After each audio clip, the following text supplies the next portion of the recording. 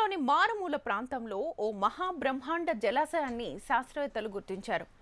భూమి నుంచి 1200 కోట్ల కాంతి సంవత్సరాల దూరంలో ఉన్న క్వాసర్ చుట్టూ ఇది తిరుగుతోంది.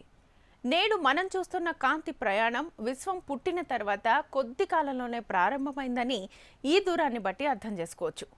ఒక కాంతి సంవత్సరం అంటే దాదాపు 6 లక్షల కోట్ల మైళ్ళ దూరం. నాసాకు చెందిన జెట్ ప్రొపల్షన్ ల్యాబొరేటరీ ఈ జలాశయాన్ని కనుగొంది. భూమిపై గల మహాసముద్రాల్లోని నీటి మొత్తం కన్నా ఈ మహాబ్రహ్మాండ జలాశయంలోని నీరు 140 లక్షల కోట్ల రెట్లు ఎక్కువ.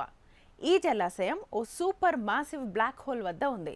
ఇది సూర్యుడి కన్నా 200 రెట్లు పెద్దదని పరిశోధకులు తెలిపారు. ఇక్కడి నుంచి 1000 లక్షల సూర్యులతో సమానమైన శక్తి బయటకు వస్తోంది. ఈ క్వాసర్ వద్ద ఇప్పటివరకు మన విశ్వంలో గుర్తించినంత భారీ సుదూర జలాశయం ఉంది. దీనిపై అధ్యయనం చేస్తున్న బృందాల్లో ఒకదానికి మడ్బ్రాడ్ ఫోర్డ్ నేతృత్వం వహిస్తున్నారు. ఈ క్వాసర్ చుట్టూ ఉన్న వాతావరణం చాలా ప్రత్యేకమైందని ఆయన తెలిపారు. ఇది పెద్ద ఎత్తున నీటిని ఉత్పత్తి చేస్తున్నదని అన్నారు. ఈ క్వాసర్లో నీటి ఆవిరి 100 కాంతి సంవత్సరాల వరకు విస్తరించి ఉందన్నారు.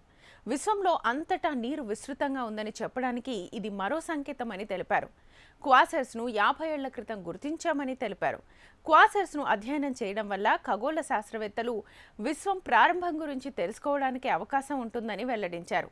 పాలపుంతలు, నక్షత్రాల పరిణామానికి రూపం ఇవ్వడంలో నీటి పాత్ర చాలా ముఖ్యమైందని ఆయన తెలిపారు.